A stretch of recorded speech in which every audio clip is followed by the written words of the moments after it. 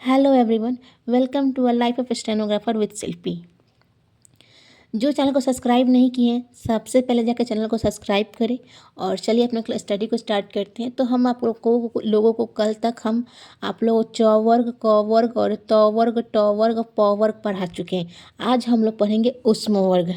ठीक है, ऊष्म वर्ग कौन कौन से होते हैं? तो ऊष्म वर्ग आप लोग का होते हैं य, र, ल, फ। ये जो होते हैं य से व तक, ये ऊष्म वर्ग होते हैं। ऊष्म वर्ग हम लोग आगे भी होते हैं, उसको भी पढ़ेंगे। ठीक है, इसको इसमें जो हम इस व्यंजन को कहते हैं, कौन सा व्यंजन होता है? बोलना कि उसमें अधोमुखी व्यंजन होता है। ठीक है, अधोमुखी पढ़ चुके हैं, समतल व्यंजन पढ़ चुके हैं। तो कमेंट बॉक्स में बताएं आप लोग कि अधोमुखी व्यंजन कौन सा होता है और समतल व्यंजन कौन सा होता है। ठीक है, ऊर्ध्वमुखी व्यंजन होते हैं कि जो व्यंजन नीचे से ऊपर की ओर जाते हैं। अभी तक हमने क्या पढ़ा कि वो व्यंजन जो हम लोग पढ़ते हैं कि दाएं से बाएं की ओर जा रहे थे। ठीक है, लेफ्ट साइड से राइट साइड की ओर जा रहे थे। उसके बाद से ऊपर से नीचे की तरफ आ रहे थे। हाँ, जैसे छ, ऊपर से नीचे की साइड आ रहे थे। तो हम लोग क्या कह रहे थे उसको? तो उससे हम लोग अधोमुखी व्यंजन कहते हैं। जो व्यंजन दाएं से बाएं की ओर जा रहे थे उसे हम क्या कह रहे थे? समतल व्यंजन कह रहे थे। ठीक है, तो इसी प्रकार ऊर्ध्वमुखी व्यंजन होता है। ऊर्ध्वमुखी व्यंजन अब क्या हो रहा है कि ये व्यंजन जो है नीचे से ऊपर की ओर जा रहा है। कहाँ जा रहा है? नीचे से, ध्यान में रखना, नीचे से ऊपर की ओर जा रहा है। तो इसे हम लोग क्या कहते हैं? ऊर्ध्वमुखी व्यंजन कहते हैं। ठीक है, जैसे देखिए जो ये लिखा गया है, जो है इसको हम लोग नीचे से ऊपर की तरफ ले गए, ऐसे ले गए हैं। कैसे ले गए हैं? ऐसे करके ऐसे ले गए हैं, ना कि ऐसे करके ऐसे कर दिए। ठीक है, तो ये गलत हो जाएगा। ठीक, इसको बनाने के लिए ऐसे नीचे से थोड़ा सा ऐसे करेंगे तो ये हो जाएगा। इसमें जो एंगल बनेगा वो 30 डिग्री एंगल पर बनेगा। ये नहीं कि ऐसे करके ऐसे कर दिए, नहीं, ये गलत है आप लोगों का। ठीक है, इसको आराम से ऐसे ले जाएंगे और ये देखिए 30 डिग्री का एंगल बन जाएगा आप लोगों का। 30 डिग्री का एंगल बन जाएगा। ठीक है, 30 डिग्री का एंगल बन जाएगा आप लोगों का। उसी प्रकार रॉ को देखिए, हम ऐसे ले जा रहे हैं, 30 डिग्री एंगल बनेगा। तो हमने क्या किया? नीचे से ऊपर की तरफ ले गए। तो कौन सा व्यंजन कहलाएगा? ऊर्ध्वमुखी व्यंजन कहलाएगा रॉ। लेकिन यह देखिए हल्का होगा, रॉ भी क्या होगा? हल्का होगा। ये इन दोनों को भी हम लोग रॉ पढ़ते हैं। ठीक है, इन दोनों को भी क्या पढ़ते हैं? रॉ पढ़ते हैं। तो पूछिएगा कि मैम ये तो अंग है, तो नहीं, अंग और र में डिफरेंस है। अंग जो होता है आपका, ये अंग देखिए, ये बिंदु जो हम डाले हैं, तो ये बिंदु नीचे है। ठीक है, और ये बिंदु देखिए यहाँ पे है। तो जब यहाँ पे होगा तो इसको हम लोग अंग कहते हैं। क्या कहते हैं? इसको अंग कहते हैं। और जब यहाँ पे होगा ये बिंदु तो र कहते हैं, और इसको भी र कहते हैं। तो र कैसे लिखेगा? तो ये भी लाइन हल्का खिंचाएगा। ठीक है, ऐसे लाइन हल्का खिंचाएगा और थोड़ा सा कट लग जाएगा। जैसे छ लिख रहे थे हम लोग, हाँ, तो कट कर रहे थे ना, उसी प्रकार ये भी लाइन ऐसे खिंचाएगा, उसमें कट कर देंगे तो ये क्या हो जाएगा? तो ये हमारा रॉ हो जाएगा। ठीक है, दोनों रॉ देखना कि ऐसे लिखा जाता है। लेकिन हमने एक चीज़ क्या नोटिस किया कि ये लाइन हम कैसे ले गए? नीचे से ऊपर की ओर ले गए, ना कि ऊपर से नीचे की तरफ लाए हैं। तो ये लाइन अगर ऊपर से नीचे की तरफ लाएंगे तो आप लोग का ये लाइन गलत हो जाएगा।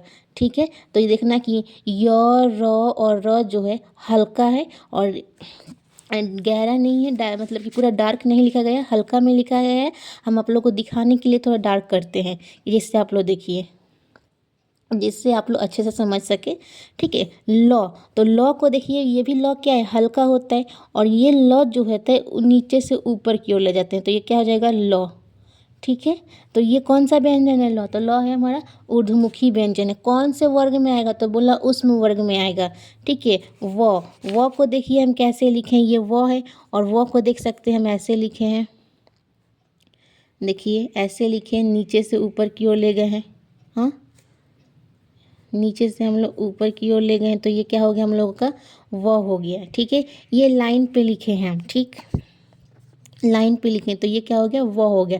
तो एक बार फिर से बता देते हैं, य को हम लोग ऐसे लिखेंगे और हल्का लिखेंगे जो कि नीचे से ऊपर की ओर जाएगा और 30 डिग्री एंगल बनना चाहिए, 30 डिग्री एंगल पर लिखेंगे।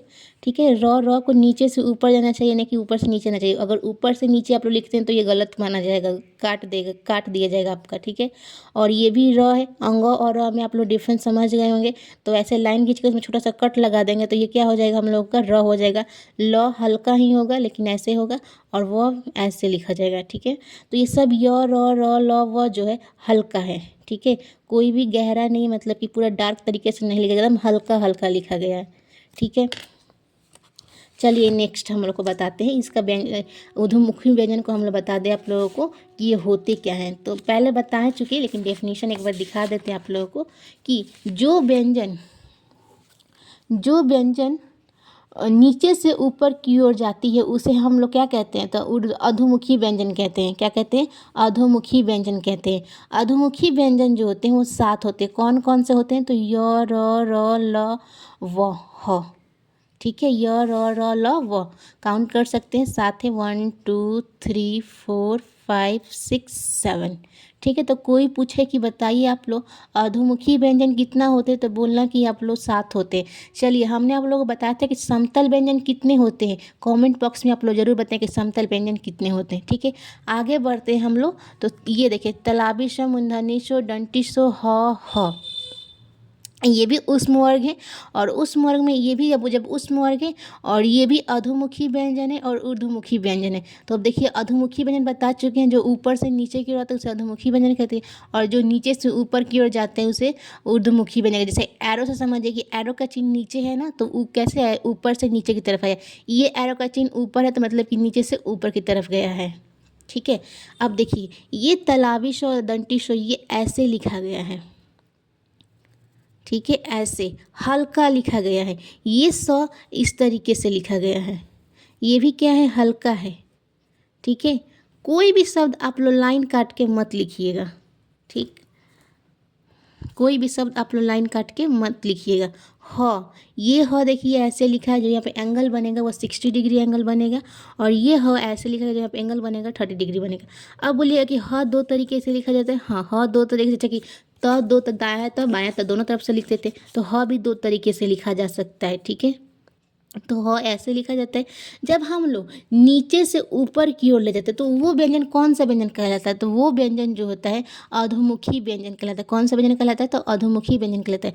और जब हम लोग ऊपर से नीचे की ओर लिखते हैं, जब हम लोग नीचे से ऊपर की ओर लिखते हैं तो उस कौन सा व्यंजन कहलाता है, अधोमुखी व्यंजन कहलाता है। कौन सा व्यंजन कहलाता है, तो अधोमुखी व्यंजन कहलाता है। फिर से बता देते हैं आप लोगों को, जब हम लोग ऊपर से नीचे की ओर लिखते हैं तो कौन सा व्यंजन कहलाता है, अधोमुखी व्यंजन कहलाता है। और जो व्यंजन हम लोग नीचे से ऊपर की ओर लिखते हैं तो कौन सा व्यंजन कहलाता है, तो अधोमुखी व्यंजन कहलाता है। तो कोई पूछे कि बताइए कि अधोमुखी व्यंजन कितना होता है, तो बोलना कि अधोमुखी व्यंजन 7 होता है। कौन कौन सा होता है, तो बोलना कि य र ल व ह। ठीक है, दो तरीके से लिखा जाता है। और एक बात ध्यान से देखना कि जो भी हमने ऊर्ध्वमुखी व्यंजन लिखा है, ठीक है, तो ऊर्ध्वमुखी व्यंजन में सब हमने हल्का लिखा है। देख सकते हैं, ये तालाबी स्व दंती स्व हल्का लिखे हैं, ये हल्का लिखे, ये हल्का लिखे, ये भी हल्का लिखे हैं। इधर देख सकते हैं आप लोग कि ये जो है बोल रहे हैं, ये भी क्या है, हल्का है। ये र क्या है, हल्का है। ये र क्या है, हल्का है। ये ल क्या है, हल्का है। वह क्या है, हल्का है। तो ध्यान से देखिएगा और ध्यान से लिखिए। और वीडियो अच्छा लगे तो कमेंट बॉक्स में आप लोग अपना डाउट पूछ सकते हैं, और चैनल को सब्सक्राइब करिए। ठीक है, जिससे अगर मेरा 15 सब्सक्राइबर हो जाएगा तो आपको हम लाइव पढ़ाएंगे। लाइव पढ़ना है तो जल्दी से 50 सब्सक्राइबर करवाइए आप लोग। Thank you. डाउट हो अपना तो ज़रूर पूछ सकते हैं, हम आपको ज़रूर रिप्लाई करेंगे।